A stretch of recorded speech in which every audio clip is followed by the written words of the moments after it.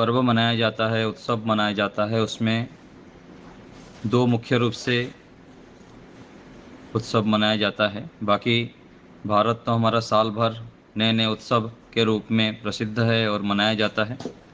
12 महीने में 13 उत्सव होता है। अर्थात CST 50,125 वसंत ऋतु में मनाया जाता है।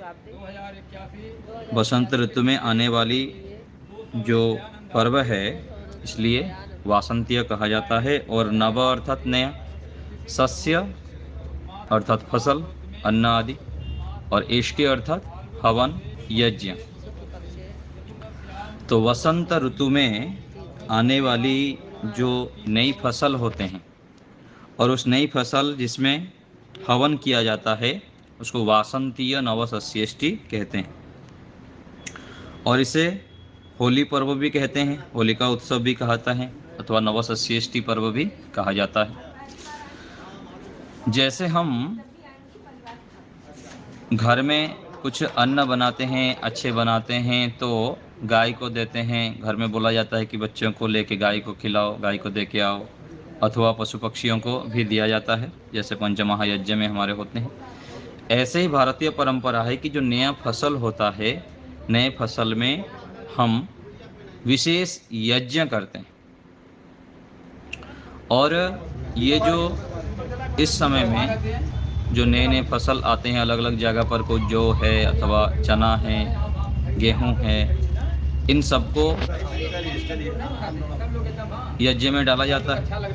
तो इसको जो भुना जाता है, जो भूनते हैं, भुनने के बाद जो अधपका सा रहता है उसको क्या कहते हैं? होल कहते हैं, होला कहते हैं, अथवा होलक नाम से प्रसिद्ध है। उसके आधार पर फिर ये होली चल पड़ा।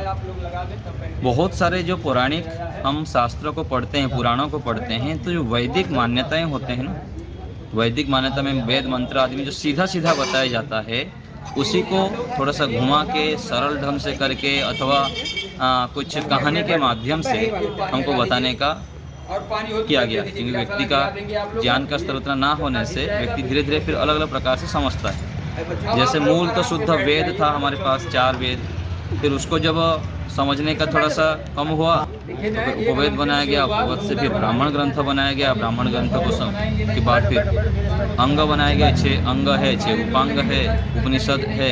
ऐसे ऐसे करके हम देखते हैं शास्त्रों में भी।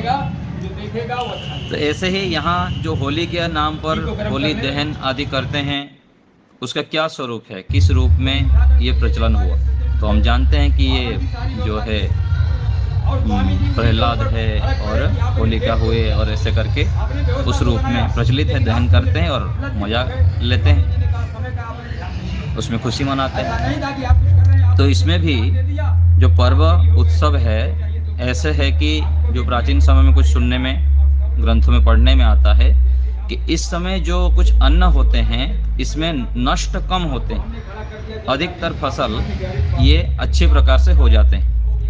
और अच्छे प्रकार से होने से क्या होता था कि विदेशों में भी खूब जाता था हमारे यहाँ से, यहाँ भी सबको पोषण होता था, विदेशों में भी जाता था भर भर के। तो हमारे पास बहुत अधिक धन संपदा और रत्न आदि आते थे।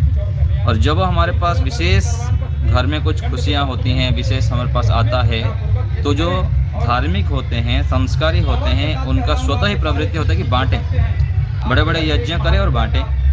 और दूसरा एक वर्णन आता है कि जो यहाँ जो नए अभी अन्न फसल होता है ना, इसको जब हम अग्नि में डालते हैं तो ये जो चना आदि अन्न होते हैं ये हमारे लिए बहुत अधिक त्रिदोष नाशक होते हैं। अग्नि में जब हम डालते हैं तो उसके कारण भी हमारा स्वास्थ्य ठीक रहता है, वातावरण पर्यावरण भी ठीक रहता है। और इसलिए यहाँ इस अवसर पर हम बड़ा यज्ञ करते हैं।